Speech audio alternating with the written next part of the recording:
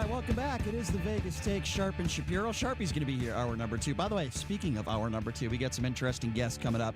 Guy by the name of Dan Holmgren's going to be joining us in studio. Been a limo driver in Las Vegas for years. Claims he lost his job for having a short conversation with Raiders owner Mark Davis. Yeah, it's a story you don't want to miss. It's interesting, sad at the same time. So he's going to be giving us his story. And coming up in hour number 2 at the bottom of the hour, my good friend and head coach of Southern Utah, former UNLV interim coach Todd Simon.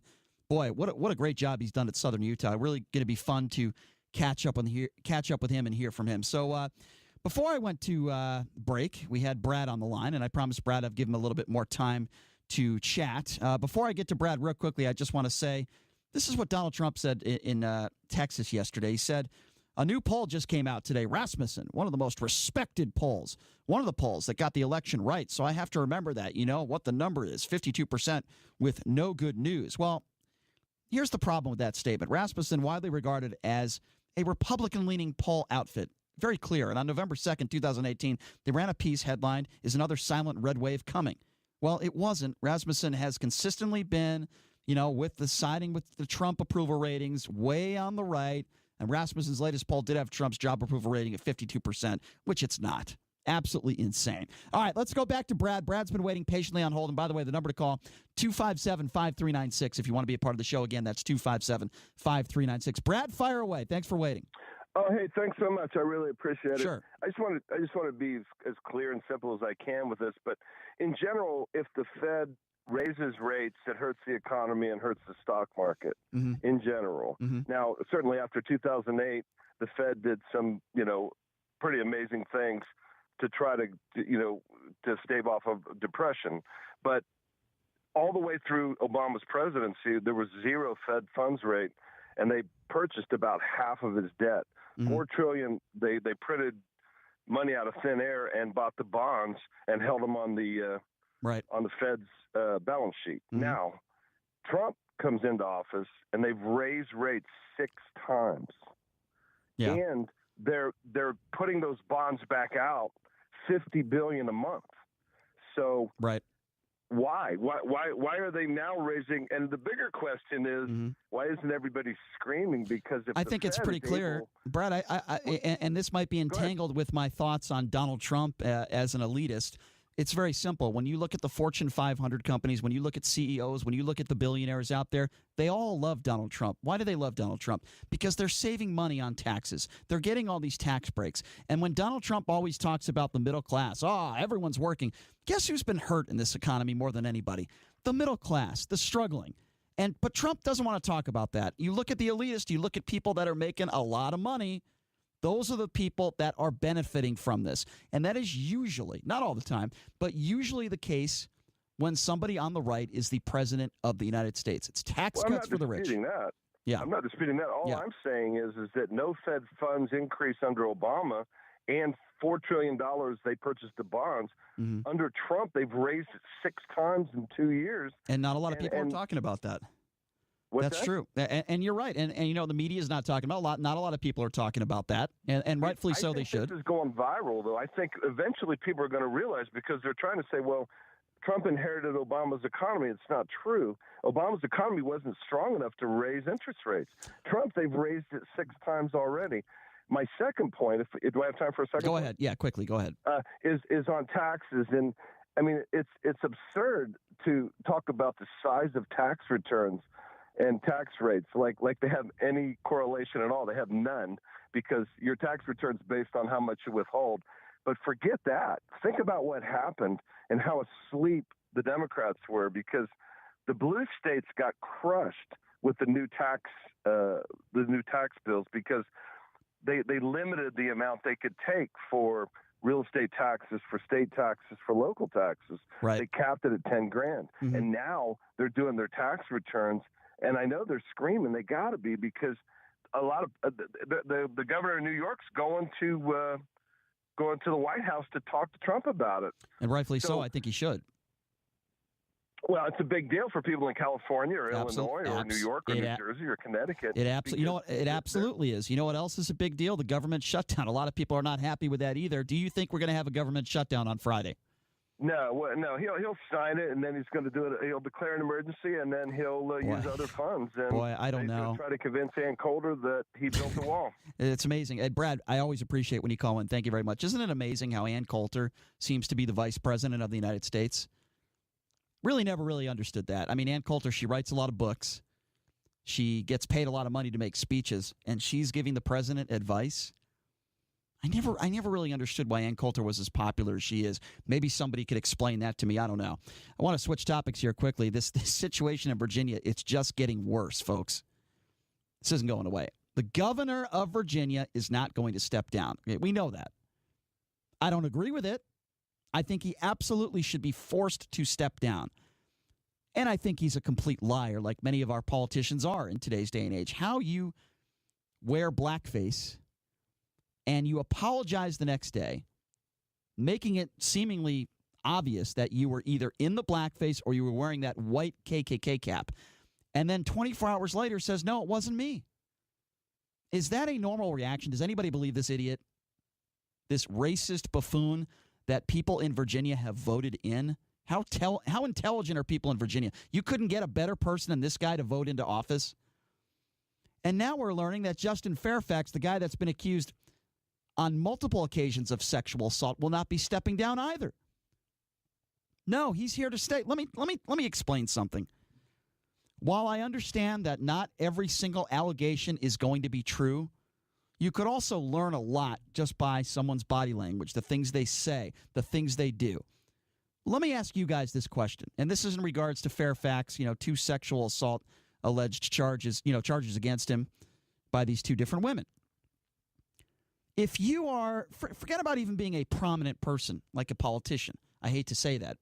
Politicians are pretty prominent public people. Let's just say somebody, a woman, man, whatever the case may be, comes out and says something about you that's not true. Let's just say you've never been arrested in your life. You've got a clean record. You treat women with respect. And somebody, whether in your office or outside the office, wherever you work, is claiming that you sexually assaulted them. What would be your first reaction? Well, my first reaction would be anger. I'd be livid. And I would immediately get an attorney, and certainly Fairfax has enough money and means to get a pretty good attorney, and file a counter lawsuit for defamation, because that's exactly what this is. Guess what? He hasn't done that. He won't talk to the media about this. He shied away from the cameras. Is that a normal response to someone that is accused of sexual assault that didn't do it? Is that a normal response to hide? Is there a chance that he's innocent? Well, of course there's a chance. I don't know 100%, but I just go by the way somebody reacts and the way somebody acts when they're charged with something serious that they claim that they didn't do. And obviously Fairfax is claiming, at least with one of these women, that he did have sexual relations with her, but it was consensual. I mean, wouldn't you be livid?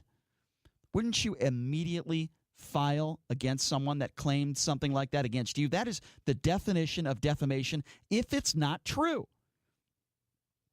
What are these people in Virginia doing? How could Fairfax still be the Virginia lieutenant governor? How is that possible? And going back to what I said earlier about Donald Trump, going after a woman in Congress who clearly is an anti-Semite, and Donald Trump saying, well, she should be fired. She should be gone. And I agree with him. But where was Donald Trump during the whole Steve King scandal when he talked about white supremacy? Where in our country did white supremacy become a bad thing? Where was Donald Trump? You see where I'm getting at here? It's called partisan politics. And unfortunately, the right and the left do it. Let me ask you guys a question. And people want to continue to compare this Fairfax thing with Judge Kavanaugh. I don't think Judge Kavanaugh should be on the Supreme Court. I have no idea whether he committed a sexual assault or not. I have no idea. I don't know. What we do know is that he was a pretty big drinker. What we do know is that he was a drunk in college. He did a lot of stupid things. What we do know is that he lied. He was caught lying. And I don't want somebody like that on the Supreme Court, period. Whether he committed sexual assault or not. I don't want somebody being the Virginia lieutenant governor, who has some women out there that are saying that he sexually assaulted them, and his response to it is just to hide and get away from the media. I don't want a coward like that. At the least, best case scenario for him, he's a coward. If he didn't commit these sexual assaults, allegedly, then why are you not getting out in the open about it? Why are you not talking about it in front of the media? Denying it is not enough. Why are you not hiring an attorney to file a defamation suit? Why? Are these the people that we want in office? Yeah, in office? Is it starting to talk like Donald Trump now, dry mouth? Are these the people that we want representing us? I don't. Do you? Number to call if you want to be a part of the program, 257-5396. Again, 702-257-5396. The good news is it appears to me that this government shutdown hopefully will not happen on Friday. We alluded to that a little bit earlier.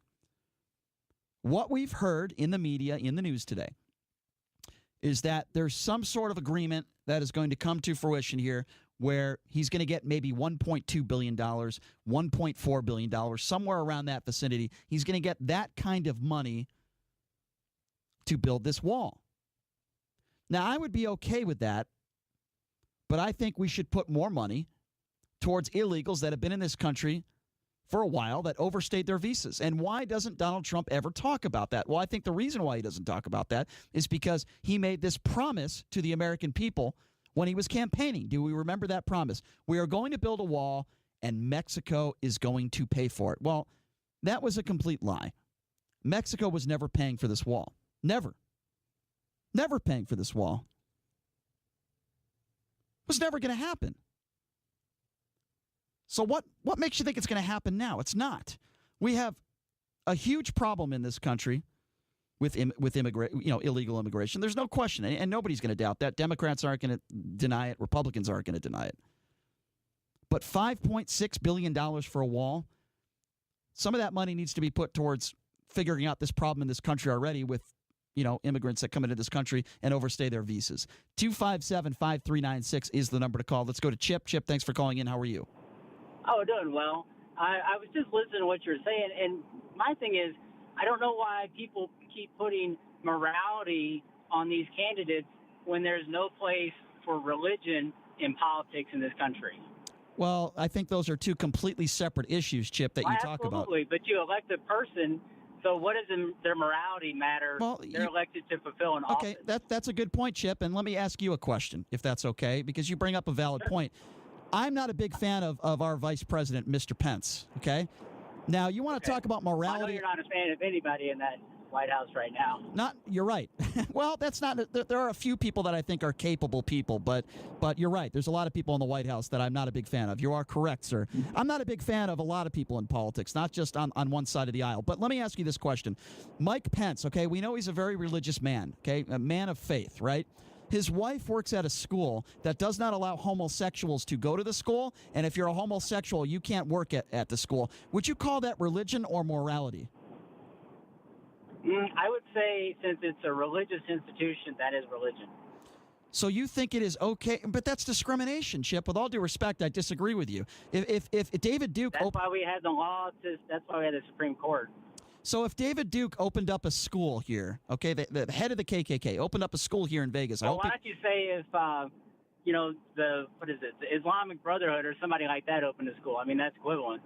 Well, if the Islamic Brotherhood opened up a school, I wouldn't have a problem with that as long as they allowed anyone to go to the school. I wouldn't have a problem with that. Why?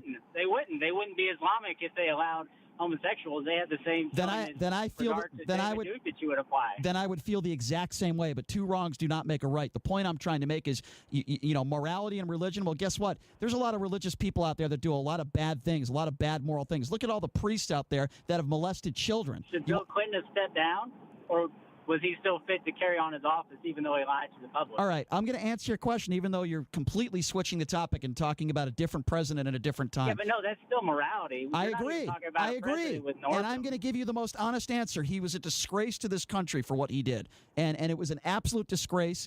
And, cheating on the first lady while you're president is horrible, and doing it in the Oval Office is another, Chip. So I hope I answered your question honestly. I appreciate the call, Chip. And you bring up a good point, morality and religion. I mean, I don't have a problem talking about that. 257-5396. Let's go to Fred. Fred, thanks for calling in. How are you? Oh, we lost Fred. We lost Freddie. That's okay. We'll get Freddie back. Freddie, give us a call back. 257-5396, the number to call. Again, that is 257-5396. Let's go to Johnny. Johnny, thanks for calling in. Johnny, how are you? Hey, how's it going? Good. I just was implored to call you after this last call. Okay. About the school that doesn't allow, homosexuals. Yes.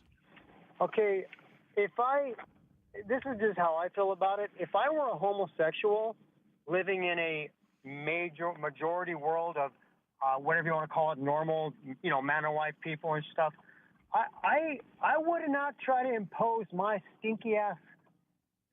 my sexuality on children and other schools that didn't want it there. Hold on a second. Who is doing that? If you are a homosexual, why? Okay. If you go to school there, why are you imposing your views? If anything, it is the opposite, Johnny. Hold on a second. If anything, it's the opposite. At a school that doesn't allow homosexuality, they're imposing their views. Listen, just because you're and look, I'm straight. I would imagine you're straight. Hell yeah. Okay, well, there's nothing wrong with being a homosexual. I'm sorry. I'm not a very religious person. I know, but why can't the homos keep it to themselves? First of all, why are you using that term?